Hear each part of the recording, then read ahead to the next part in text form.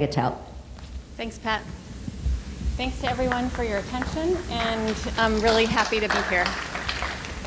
I'm going to be talking today just in a general overview about what the COG is up to, and I know you've sort of sat through a lot of discussions of neuroblastoma, but I wanted to back up just a little bit because I know that many of you have been thinking about neuroblastoma for a long time, and for some of you, it's a shorter history, and so you may know a lot about the COG or you may know very little. So for those of you who know a lot, I ask your forgiveness. But what is COG? It's the Children's Oncology Group, and it's basically about 240 institutions in the US and Canada, plus some distant sites you may not have thought about, Australia, New Zealand, Saudi Arabia, a couple other places around the world. So it's a group of institutions that have come together to address the problem of childhood cancer and try to work collaboratively, pool our resources, and address some questions that need to be answered. Where does the COG fit into the world of neuroblastoma research? And I think it's important to think about the talks that you've heard by Wayne, by Brian, by others about what different players can do as we sail along on this usually rocky course, rocky sea of neuroblastoma. There are a lot of ships out there on the ocean. Some are small, some are big. And what can COG do that is important, and what can COG not do is an equally important question. So some of the single center trials that you've heard about in the last day or so are really practice changing, really impactful in the field, and single centers and small consortia can be agile. They can move quickly, they can sort of spark interest in new ideas, and they're run by small teams, not necessarily by huge committees. They are under the auspices of their own institutional review boards, by and large, and they don't have to jump through as many hoops as the Children's Oncology Group trials do, by and large. So what does that mean? It means that they're able to try new things, and they're able to go into areas in a bold way that the COG as a larger, slower moving, more highly regulated institution or cooperative group can't do. So I think of the consortia and the small institution, single institution studies as like the super fast tugboats that can maneuver quickly and go to new places, whereas the COG is a little bit more the slow ocean liner that moves at a different pace but gets a lot of people and a lot of patients and families ultimately where they need to go. So conceptually quite different, and I think that we all can contribute to what we need to do, which is cure neuroblastoma. So how exactly does COG do what it does, and why does it matter? Well, one of the things that the COG is able to do is to conduct research at a large scale. And so some of the things that come out of that you may be aware of or may not be are that the biobank that is housed by the COG and run by the COG is really an unparalleled resource internationally in terms of understanding the biology of neuroblastoma. And I'll talk more about that in a second. In addition, the COG is able to do randomized trials with contemporaneous controls. So what does that really mean? If you're doing a trial right now in 2019 and you're comparing your results from your single-arm trial to a trial that happened in 2000 or 2005 or some other trial in the past, lots of things about the world change. And while those studies are important and the comparisons to what we used to do a generation ago are certainly important and interesting, being able to do half the kids get something, half the kids don't at the same time allows you to look at things and really draw the most clear and reliable conclusions. So that's what we mean when we say randomized trials with contemporaneous controls. And you have to have a large group of centers and a lot of patients in order to be able to do that. The other thing that happens when you have over 240 institutions is that you get big institutions like mine, like CHOP. You get very small institutions like the one that I spent more than a decade at, University of Arizona, very small place. different kinds of patients, so people who come from big cities and live near major medical centers, and people who commute 6 hours to get to the hospital. Like, those are different kinds of patients. Families that have the wherewithal to take off work and join an early phase clinical trial, and families that don't. So really wide range of patients, all under the big tent of the Children's Oncology Group studies.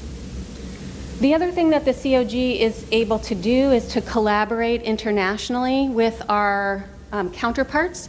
For example, in Europe or in Japan, we're able to work together with the cooperative groups that function in those areas and try to understand small subgroups of patients that no one center can possibly have enough of to be able to evaluate.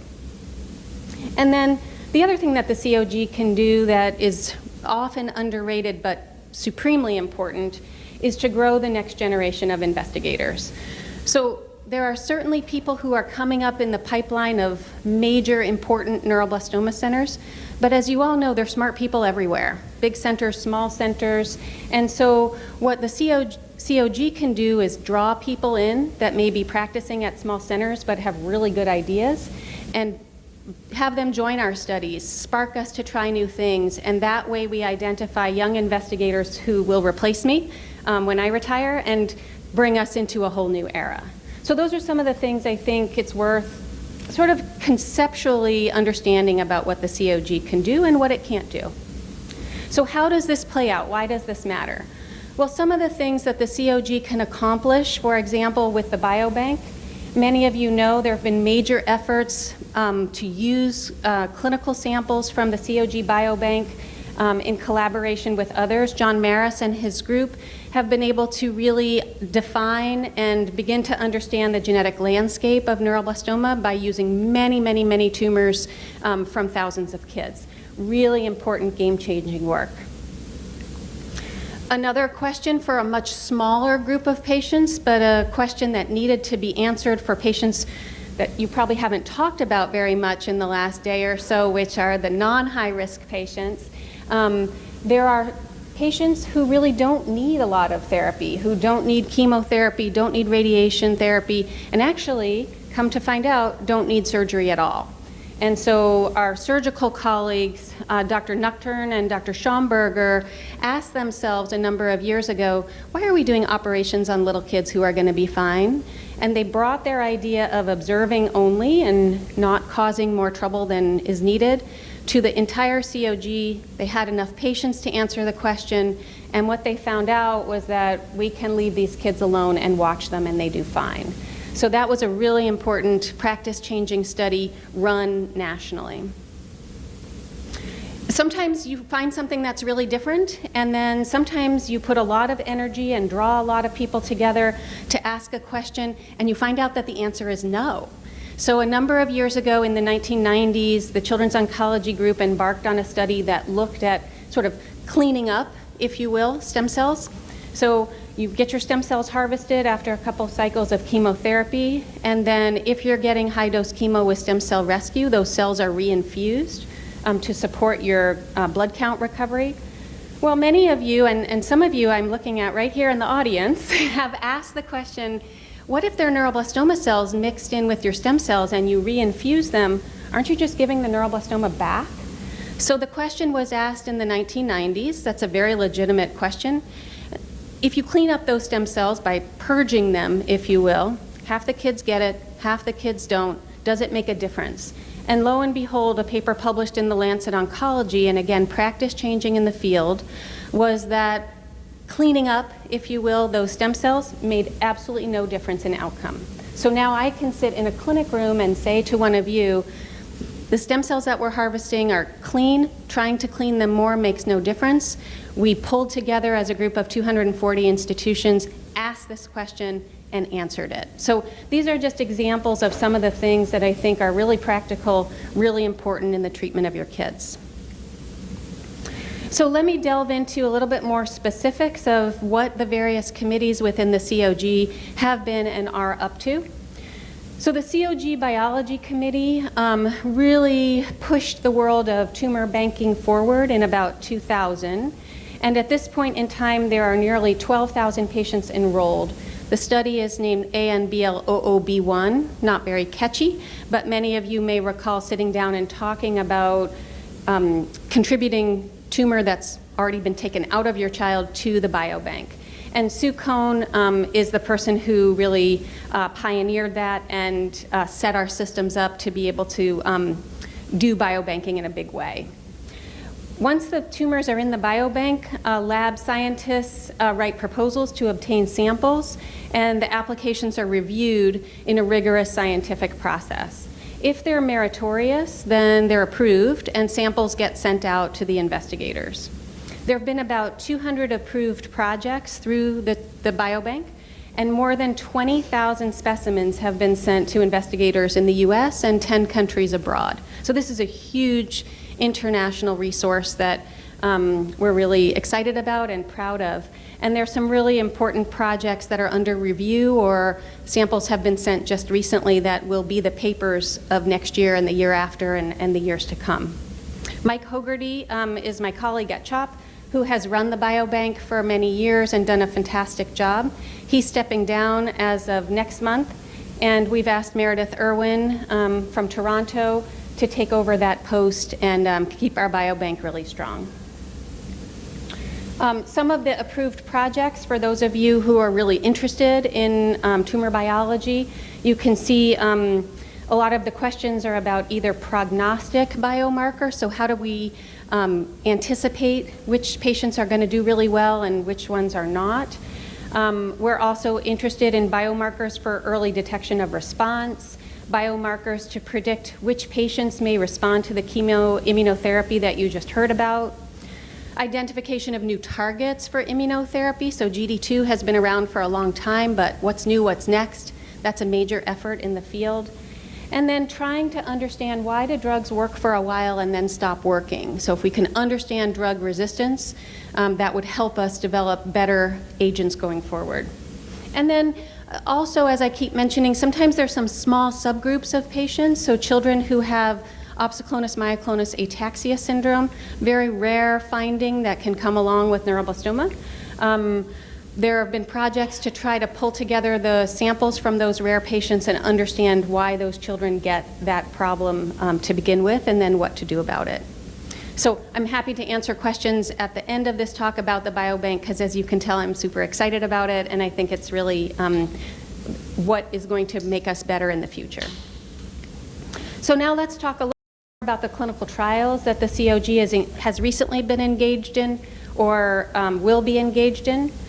So most of this session in the past day or so has been about high-risk disease, but about half of children diagnosed with neuroblastoma have non-high-risk disease. And it's important to understand how we can do better for those patients as well as the high-risk patients. So the question in the field has been kind of, how low can we go? Can we maintain our good outcomes with a reduction in therapy? Claire Twist led the ANBL-0531 study a number of years ago, and the paper just came out a few days ago, and these are some of the figures from that paper. But what you're seeing in this slide is that it's hard to get better than great. There are different classifications of the patients and different subgroups on that trial, but here's the overall survival, and those children fare very, very well, even with a reduction in therapy. So we're very happy to have that kind of good news to look to as a result of our trials. There are some patients for whom we could reduce therapy even further, and I mentioned to you that Jed Nuchtern led the trial to stop operating on the very smallest kids very successfully. So ANBL-1232, led by our colleague Holly Meany from Children's National, is designed to scale back even more. So this is an ultrasound of a baby who has a small adrenal mass detected as a newborn, just incidentally.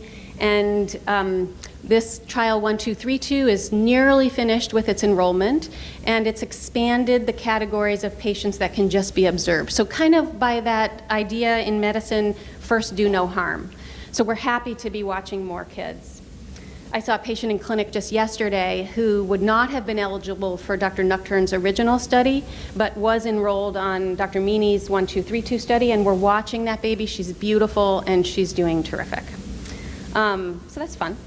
The other part of that trial that has been very important to us is looking at babies with what's called INRG-MS disease, or the old 4S. So these are very small babies with a lot of tumor, often in their bellies.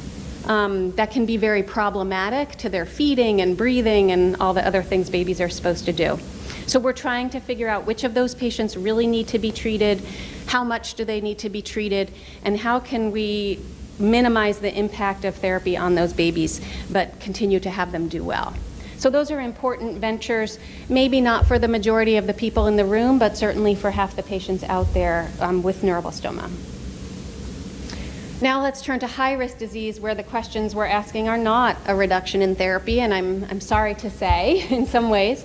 Our colleague Julie Park led the ANBL 0532 trial that you just heard Dr. Furman mention, looking at 1 versus 2 rounds of high-dose chemotherapy with stem cell rescue during the consolidation phase of therapy. As neuroblastoma clinicians, people who actually take care of the patients, we always want the survival rates to get better. That's so obvious. So when ANBL 0532 results came back, we were really happy and excited to see an improvement in event-free survival. As you can see, 48% versus 61% in the patients who got single versus 2 transplants. But we were kind of disappointed at the same time, to tell you the truth. Like, who wants to do 2? I think we all secretly wanted to move towards 1 or maybe even none at some point in the future. But the data are what they are. This study was done where half the patients got 1, half the patients got 2, and as much as we'd like to close our eyes to this idea, it turned out in this situation more actually was better. That paper should be coming out very soon. It was just accepted in JAMA and should be out in the next few weeks. So the good news is kids are doing better. That's great. The bad news, are we going to be stuck with this for a long time going forward? What we need to do now is figure out how to use these results and be smart about who really needs this intensive therapy and who doesn't. On the good side, there were some radiation results from the ANBL 0532 trial. These have been presented at meetings but are not yet published, so people in this room will be ahead of the curve. What ANBL 0532 was doing was looking at patients who had surgery to remove their primary tumor and see if giving an extra boost of radiation to residual primary tumor left behind would make a difference in the rate of local recurrence. And so I think it goes along with the idea, if some is good, more is better, but this, in this case, applied to radiation therapy. And what Daphne Hoskogan and her radiation oncology colleagues found out was that the incidence of progression, local progression where your primary tumor was not lower in those patients who got a boost to their primary compared to those patients who had not. So in light of these data, on the current high-risk trial, that boost of radiation has been removed. So we found out on the one hand that more is better with respect to those tandem transplants. What we found out with respect to radiation, at least in the population studied, was that more wasn't better in terms of dose of radiation to the primary. So that's what we've learned from ANBL 0532. That's where the field was poised a few years ago. And we, as a group, asked the question, okay, what's next? What's the thing that really has to be studied in the modern era? So we're really in the age of targeted therapy now in oncology, and one of the important targeted therapies that many of you know quite a bit about is I-131 MIBG. This is basically liquid radiation that travels around your body and is preferentially taken up by neuroblastoma cells more so than your normal cells. And that's because of little transporters that are on the surface of neuroblastoma cells and facilitate the uptake of MIBG into those neuroblastoma cells. And this really allows for targeting of radiation to the neuroblastoma cells in the body. It has other side effects, but generally speaking, it's really a step towards targeted therapy. I-131 has been studied quite extensively in neuroblastoma by Kate Mathey and many, many others, both in the NANT and in Europe and a lot of other institutional trials. And response rates of more than 30% have been reported, even up to the high 30s. And studies have shown, primarily in Europe, that MIBG can be successfully given in the frontline setting. And there was a pilot study in the COG that showed that MIBG can be given at the end of induction in the high-risk COG setting. So the question was, can this therapy address the issue of early disease progression, number one, for the portion of patients whose disease does not respond to chemo, and in the long run, can it improve outcome? This is just a picture for those of you who have not been through the MIBG experience or are not familiar with it. The patient is in the bed with the lead shields and the plastic wrapped room. It's a little weird, but well tolerated. So MIBG, major candidate for study in a big trial. The next question is about Alq inhibition in neuroblastoma. Ronnie George and Yael Mosé were really the pioneers of studying anaplastic lymphoma kinase and its role in neuroblastoma. So this is a gene that can be mutated or amplified. So either a change in the gene or too many copies in the gene in about 10 to 15% of children with high-risk neuroblastoma. And this is a small portion of patients, but really important because it's the nail that fits the hammer. So if you have an aberration in your Alq gene, we have drugs that target Alq. And that is because Alq is abnormal in lung cancer. And so the drugs that target Alq were developed primarily by pharmaceutical companies because there's a market for them in adults. There's not a market. Drug companies can't make money in neuroblastoma, but lucky for us, they can make money in the lung cancer setting, and so there are now a lot of drugs that have been developed to inhibit Alq, and we're using them in neuroblastoma. So the question remains to be seen. There's a biological rationale for this approach, but does it work in real life? And that's the question that needs to be asked now. So here is this monster trial, ANBL 1531. It's my best friend and my worst enemy. It looks a little complex from the outset, so I'm going to walk you through it. Basically, it has 5 arms, and the arms are decided based on whether there's an aberration in the Alq gene, as I just discussed, and whether a patient is a candidate for MIBG therapy. So let's walk through it, and it won't be very alarming anymore. So the first thing that happens when patients enroll on the ANBL 1531 trial is their tumors are tested to see if there's a change in Alq, and about 10 to 15% of patients have those aberrations. Not having enough tissue from a biopsy is a huge, gigantic problem, because if you get this much tumor, you're not going to have enough to study. So one of the things we've really been trying to push, and you as parents can help with, is to really educate people about the importance of getting enough tumor. Otherwise, we sort of have to shrug our shoulders and say, we got this much tumor, who knows what your Alq status is. But if we get enough tumor, then we can test for Alq, and the patient then goes on to the crizotinib arm of the trial. The second thing that happens is a child's MIBG scan is centrally reviewed by experts to say, yes, the cancer lights up with the MIBG on a scan, or no, it does not. And the patients are then directed to different arms based on those 2 factors. If a child's tumor has an abnormality in the Alq gene, then the patient is a candidate for the arm that includes standard therapy, all the different components of therapy, with the addition of the Alq inhibitor crizotinib. Emily Greengard from Minnesota is running that arm and has done an amazing job sort of putting the whole thing together and dealing with all the questions that come up about Alq testing and Alq-directed treatment. And that is ongoing, and patients are continuing to enroll and be treated. On the other hand, if patients do not have an Alq aberration and their MIBG scan does not light up, they are candidates for treatment on another arm of the trial that's just delivering standard therapy, but asking the question of whether patients whose disease doesn't light up on MIBG have a different outcome from patients whose disease is MIBG avid. And that's arm D. The next couple of arms of the trial are the randomization. So patients who have normal Alq in their tumors and have MIBG avid disease are assigned by a computer to one of 3 arms. The arm that you see right here is the standard arm. That's the control arm. That's regular therapy so that we don't have that problem of comparing old data to patients treated in the modern era. All the patients are treated in the modern era so we can compare apples to apples. The other groups of patients get MIBG, which you can see right here in blue. The patients, if they're being treated at an MIBG center, just get admitted for the MIBG, no big deal. Other patients who are not at a center that has the capability of doing MIBG actually have to travel to a center that can, and they get their MIBG therapy and they go back home again. So this is a little complicated, as you can imagine.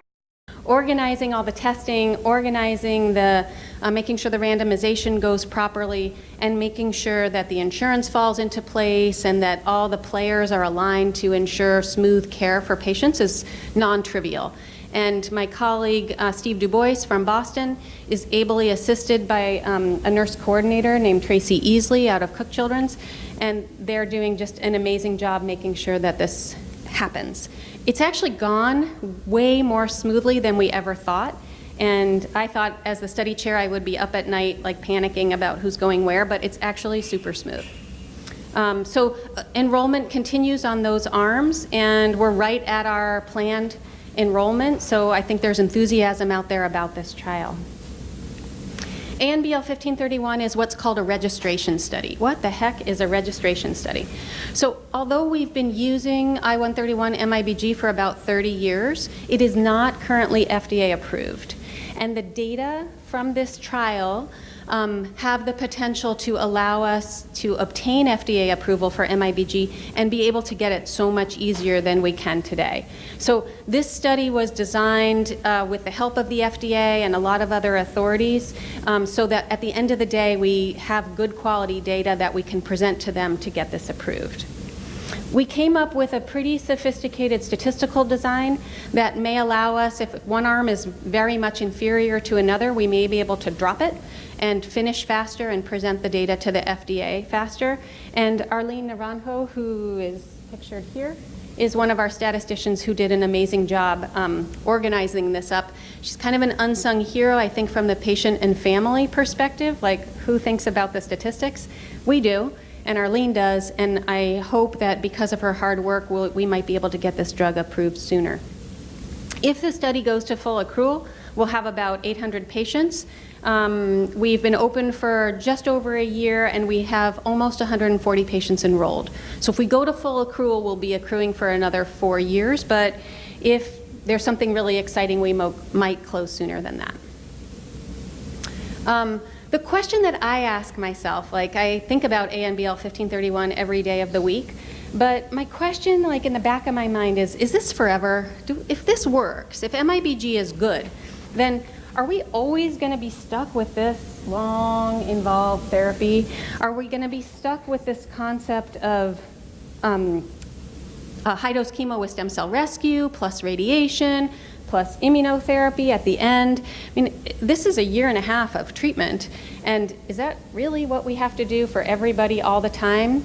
And I would argue, even as the person who's running ANBL 1531, I sure hope not. I'd much rather see a little bit of finesse and a little more biological rationale than marching through this year after year after year. So how can we figure that out? So really the important thing, and if you walk away with nothing else from this conversation today, that's sort of weird, I think what I would hope that you would walk away is understanding the importance of biomarkers. So which patients don't need the dose intensification that we saw was advantageous in the group as a whole from ANBL 0532? In other words, when you look at children with neuroblastoma as a whole, in 0532, 2 was better than 1. But can I say for any individual patient that they really need 2 transplants? I would hope that someday we would have the biomarkers to say, yes, you need 2 transplants, and no, you don't, and have some rationale for being able to say that. So that's my dream, and I think that's the dream of most of the people working in the field. How can we identify those patients who whose tumors may be extremely sensitive to MIBG. So they don't need high-dose chemo with stem cell rescue. They don't need immunotherapy, but boy, you sure want to give them MIBG. Or vice versa, maybe they need immunotherapy and they don't need the other components at all. So those are some of the questions we should be asking as a field, and really pick and choose what people need, not throw the whole kitchen sink at them. So some of the people that are trying to do this with us are really biomarker committed investigators, and they're helping us look at some questions in those patients who are getting MIBG and those patients on the control arm, looking at the tumors, looking at the host, looking at the normal blood cells in those children to try to identify how do we pick out of the crowd those who are going to benefit from MIBG and those who are not. And the same kind of work is being done with respect to immunotherapy. So you can see these are just some of the people who are doing that hard work, and we're really excited about what they're doing and hope they have something important to tell us as we go through the trial and afterwards. So I keep harping on this biomarker thing because it's so super important, but what we know about the field is that the more we find biomarkers, the more we figure out what makes your child's tumor different from your child's tumor, is that we're going to define smaller and smaller groups of patients who are more like each other than they are like everybody else. That's terrific because those patients are going to have more biologically similar cancer. The problem is that the groups get smaller and they get harder to study. Because if you only have 10 kids that are like each other and the rest are different, it's really hard to learn something from only 10 kids. Our European colleagues recognize that same problem, as you might imagine, and so they're very open to collaborating with us in a way that I think is substantially different than it was 10 or 15 years ago. And here you see some of the leaders from Europe who have been phenomenal about working with us and are very excited going forward about trying to study these small subgroups of patients together. The other thing we really want to do in terms of biomarkers is develop biomarkers that are easy to get at. So you can imagine if your child has a tumor that's deep in their belly, you're not going to say, sign me up, I want a biopsy every week to see how things are going. Like, nobody wants to do that, right? So what we want to do is to be able to identify really sensitive biomarkers that are easy to get at, like a blood test. Have any of you ever asked your doctor, isn't there a blood test for neuroblastoma? I feel like people ask me that all the time. And what I would like to say is yes, as a matter of fact, there is. Right now, what I have to say is yes, as a matter of fact, we're working on it, but I think there will be, and I think we're generating the data now that will enable us to say yes. Some of those blood tests are looking at circulating tumor DNA. Some of you may be aware of that. There's some excitement about circulating tumor cells. There's an interest in looking at the level of GD2 in the blood, and a number of other assays that these individuals and many, many, many others are working on. So stay tuned, because biomarker development, I think, is the wave of the future. So now let me move from the biomarker work in COG and with our partners to the clinical realm, and where is the COG now and where is it going in terms of the clinical trials we're running until we have those biomarkers available. Wayne alluded to the irinotecan, temozolomide, dinutuximab chemoimmunotherapy experience, and I just like to point out my friend and colleague Rajan Modi has done a phenomenal job running the ANBL 1221 trial that gave some really surprising results. Rajan and I ran this study together, and there was a period of time where we were starting to see results in patients that we had never seen before. But you can't start yakking your mouth and telling people about it, because that would bias your enrollment. So Rajan and we could only tell each other, and we would call each other up on the drive home and say, can you believe this? I can't believe this. I can't tell anyone but you. I can't believe this. Really exciting. More than half of the patients responded in that initial cohort, and as a result, the trial was expanded, and we found that about 40% in total of just under half of the patients had a objective response to chemoimmunotherapy. There were a number of other patients on that trial who had beautiful responses that just didn't reach the level of what we'd call a partial response, but really benefited significantly from that therapy. So I think most of you are aware of that, and certainly as a field, we've used those data to drive our next set of trials. But the question then is, why did it work? Like it was kind of luck, with some skill, I would say, but we really don't completely understand the mechanism of why this worked so well, and whether that's unique to the combination of irinotecan and temozolomide with the dinutuximab, as the last came up in the questions after the last talk, or is it something just about the nature of chemotherapy plus immunotherapy? We don't all the way understand the mechanisms, and we'd sure like to. Answers to those questions would affect us in our thinking about when do we deliver chemoimmunotherapy. Should we give it early on, as the folks at St. Jude have done? Should we do it towards the end of therapy, as we're beginning to wonder? Or should it just be for patients who either couldn't tolerate other components of our therapy or had a poor response to them? So all important questions all need to be answered. And then could we tweak the drugs a little bit and come up with a better chemoimmunotherapy, or could we add another agent like Andrea Flynn talked about yesterday, DFMO or others, to improve our response rate? So important questions, and some of the people that you see here are working very hard with the ANBL 1221 data and patient samples to understand that better. As Wayne mentioned, ANBL 17P1 is currently open. Sarah Federico from St. Jude is running that trial, assisted by Wayne and Susie Schusterman from Boston. And as Wayne explained, that's adding dinutuximab to cycles 3, 4, and 5 of induction, and then moving on with the rest of the standard COG backbone. So it's really asking a feasibility question. Can patients tolerate the addition of this important immunotherapeutic approach to induction? And how will this impact how patients do during the rest of our therapy? So that trial is open, accrual is happening, and we're really looking forward to the results. Sarah's doing a great job with that. As I mentioned, our other question is, can we add something to this 3-drug combination that would make our response rate better? And as I mentioned, Andrea did a lot of the lab work looking at DFMO in combination with other agents. And that work has come to fruition in the form of the ANBL 1821 trial, which is a phase 2 study for patients with relapse disease being run by Meg Macy from Colorado and Kelly Goldsmith from Atlanta.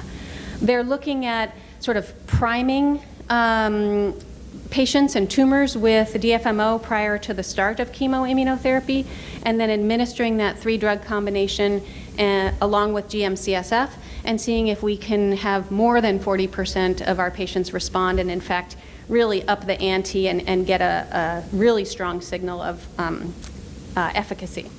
Again, biological correlates and biomarkers are going to be key to understanding mechanism and helping us use that in the future. As I mentioned, there are questions about whether maybe the home of chemoimmunotherapy should be towards the tail end rather than in the beginning. We honestly don't know that. And so we're looking at the feasibility of giving chemoimmunotherapy after high-dose chemo and stem cell transplant. Ami Desai, who you've heard from a couple times in the last couple days, is developing that trial with the help of Araz Marashelian from Los Angeles. They're working very hard on developing a protocol and pushing it through all the channels, so keep your ears open about that. So I've talked a lot about chemoimmunotherapy. I think you guys have been hearing about that, but that's not the be-all and end-all in the world. And certainly the COG wants to collaborate with others to develop additional agents that are super interesting and important. So many speakers at this conference have talked about MYC amplified neuroblastoma, and we know that MYC is very important in allowing neuroblastoma cells to be neuroblastoma cells. And we're looking at agents that can target downstream of MYC, because targeting MYC itself has proven to be very, very difficult. But other molecules depend on MYC, and if we can target them, perhaps we can change the course of neuroblastoma therapy. So important things, early days for those. We're also looking at inhibitors of key signaling pathways and working with early phase investigators and pharmaceutical companies to try to identify the most promising agents in those categories to incorporate into our next wave of clinical trials. And then importantly, a lot of you are probably interested in the developments in the CAR T-cell arena. So far, it's early days, but interesting but not magical, at least not yet. But we think there are some new CAR T-cell therapies coming, and we're very optimistic that at some point we may be able to incorporate them into our therapy. So I guess I just want to end by saying it's a big ocean out there. Neuroblastoma is a big problem, but there's a lot of room in the ocean, and I think that COG and the European cooperative groups and the Japanese cooperative groups are all working very hard to try to address some of those problems, certainly in collaboration and cooperation with a lot of other investigators, consortia, single institutions, to try to do better than we are right now. I just want to say thank you to the many, many people. I think you get the message that none of us is in this alone, and all the people that I showed on the slides and so many others are doing important work in neuroblastoma, so I just want to mention them here. That's all I have to say. Thank you, Dr. Bagatell.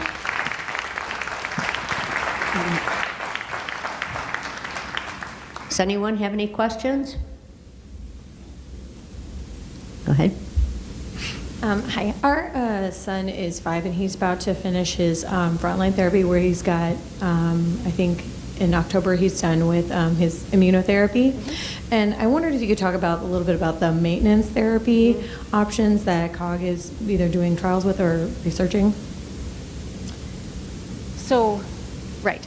So at the moment, the only COG study that has therapy that extends beyond the dinutuximab phase, the post-consolidation phase that you are enjoying so much, I'm sure, is the Arm E of ANBL 1531, continues the Alq inhibitor. I didn't go into the nitty-gritty of that, but it continues the crizotinib for an extra year as a continuation phase, just with the idea that if you can continue to inhibit that signaling pathway, maybe that'll make a difference. The other COG trials are not really focused on extending the duration of therapy. I know some people are very excited about different agents in that setting. And it may be important. I guess it's a little bit like 0532, like we didn't want to see 2 transplants to be better than 1, and on some level, I don't want to see more therapy. And what are we going to treat these kids for 3 years or 5 years or like forever? It just seems like piling on some level. That being said, if it works, like we'll all do it, right? But I think the direction that the world is going is being smarter, not longer. Which isn't to say it's not good, it's just, gosh, we want to not treat kids so much. Yeah. So, Okay, thank you. Has a continuation phase. So this is speaking purely hypothetically, but are there any studies in pediatric cancer, neuroblastoma specific or otherwise, that investigate intentionally creating a targetable mutation in the cancer cells? Like CRISPR or something? So not at the moment, but you know, the technology to change genes is now. It's happening. And there are trials in other diseases that are very promising and very exciting. It's not in neuroblastoma yet, but I think it could very well happen in the next 5 years. Great question. Thank you. Tricky. Not as easy as it sounds, but intriguing for sure. Hi, I wanted to find out, in the 1531, one of the arms, it looks like you had Bumel in there. Yeah. Is that used in a tandem? No. So I didn't get into the details because I would never talk about anything else except my love, 1531. So one of the things that we are looking at in 1531 is a little bit underpowered. Like we don't have enough patients to truly rigorously study standard arm, tandem transplant arm, and Bumel arm, or we would be doing this for 10 years. But we felt frustrated with the idea that we would be married to tandem transplant from now to eternity. And so the Europeans did a trial looking at busulfan and melphalan as compared to the old COG, CEM transplant. And what they found, probably somebody talked about this before me, but what they found was that Bumel was, in their hands, was better. We found that tandem was better than SIM. So everybody's better than SIM. Bye-bye, SIM. But nobody's ever done a head-to-head trial of Bumel versus SIM. And so we brought on some statistical consultants and convinced the National Cancer Institute that this was an important enough question that we not stay married to tandem transplant forever and ever and ever, that we were permitted to include a Bumel arm.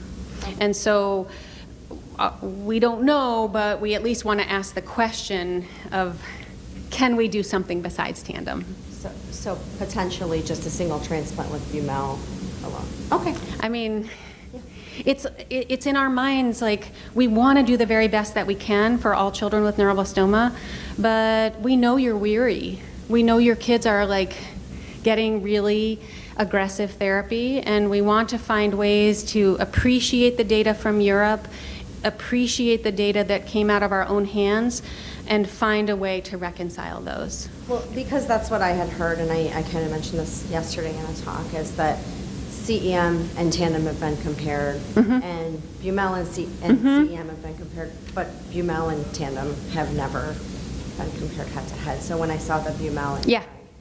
So it's a statistical aficionado would look at our many page statistical section and say, you know, you're a little underpowered for this. But we've done this with some interesting statistical approaches that may enable us at the end of the day to say that Bumel is acceptable or that it's really not. okay, thank you. Okay, is that all? Okay, go ahead. Hi, Dr. Bagatell. Thank you so much for sharing that. It's really nice to kind of hear, because most of us, I guess, have our kids are on the COG protocol, I think, for most families. Thank you.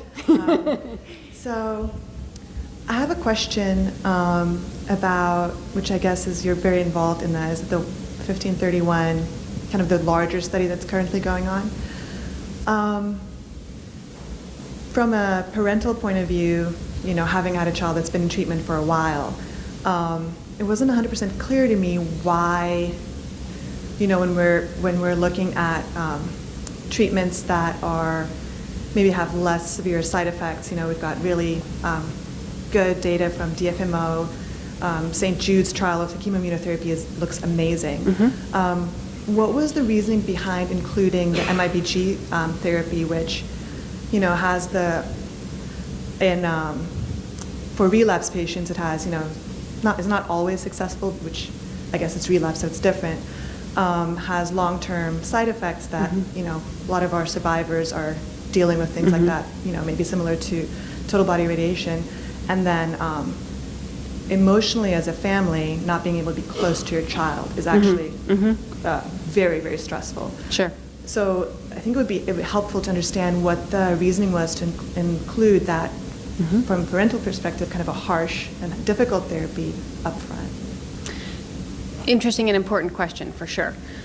So MIBG has been studied for 30 years in neuroblastoma. It's a long time, and really in the relapse setting. And there are certainly patients who have zero response to MIBG, but about a third of patients in the relapse setting do have an objective response. And so the whole reason to study drugs in the relapse setting is to find better treatments for relapse disease, no question about that, but boy, wouldn't you like to prevent relapse? So if you're able to get responses in patients who have experienced a relapse, and a third is a lot in that setting, we felt like we owed it to patients to try to prevent relapse by employing the agent earlier. And the Dutch and the Italians had done some really exciting work trying to do that, exactly that, and it was safe. Totally understand, particularly when you're relatively new at the neuroblastoma game, like we're giving MIBG after 3 cycles of therapy, and families are still new to neuroblastoma, and then putting them in an MIBG room where at a lot of centers they can be in the room, but they can't be in the bed with the patient. That's tough, like there's a lot of rules around MIBG, so absolutely understand how difficult it is. But it was the question that needed to be asked, because if we're sitting on this drug for 30 years and reserving it for the relapse setting, why aren't we curing more kids up front? If it works, then we'll all look back and say, well, that was obviously the right thing to do. If it doesn't work, we'll say, wow, why were we messing around with that? But at this point in time, we just don't know that answer. So it was a question that seemed like we had to ask it. And how, how do people decide because you actually know how this works, and for a lot of us, it's completely opaque.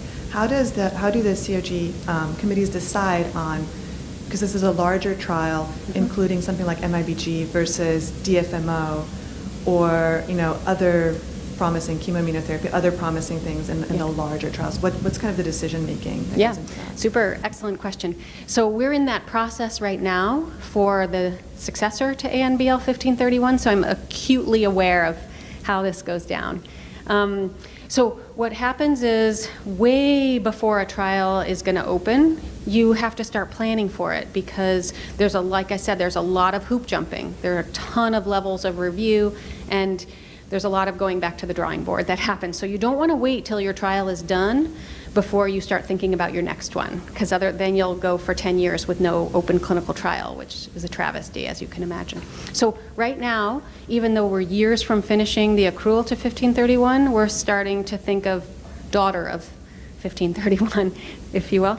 And what we do is we sort of just pull in all the people who are interested in thinking about that and working on that, and have them join a task force and bring to bear all their various ideas about what are the questions that need to be asked in the field. And they're people with a whole range of backgrounds. And we ask them to, present their ideas in front of the whole COG at meetings and on phone calls, and, write proposals and argue for a question that needs to be asked. Sometimes those questions are limited by availability of agents. Sometimes those are limited by the toxicity of those agents. Sometimes those are agents whose day is coming, but we just don't have good enough data yet to incorporate. There are just a lot of considerations, and at the end of the day, a lot of things fall by the wayside. So for example, there were a couple of agents that we were considering for clinical trials, and they didn't work in adults, so the drug company stopped making them. There goes your trial, right? Because if the drug isn't available, then you can't study it for kids. So that's really frustrating for us. With MIBG, we had a commitment to supply the drug, so at least it hasn't gone away. But certainly we might come up with something that's really important for everyone in this room, and it doesn't have an adult oncology indication, and it's hard to get companies to invest in something that doesn't have a market. That's the hard reality of. I wish it were different, but it's how it is. So part of it is science, part of it is existing data, part of it is just logistics, honestly. But I would encourage you, if you're at a center where there's a specific expertise that you're aware of and your doctor is involved in something that you think is really exciting, now's the time. We're working on the next trial, thinking-wise, right now. Okay. All right. Thank you. I know you wanted to ask a question. Can we reserve it for okay. Yeah, because we're about a half an hour late. So, okay. Thank you, Dr. Bagatell. We're going to take a very short break. And then we're going to do our panel discussion on relapse. So about 10-15 minute break, and then we'll come back for our panel.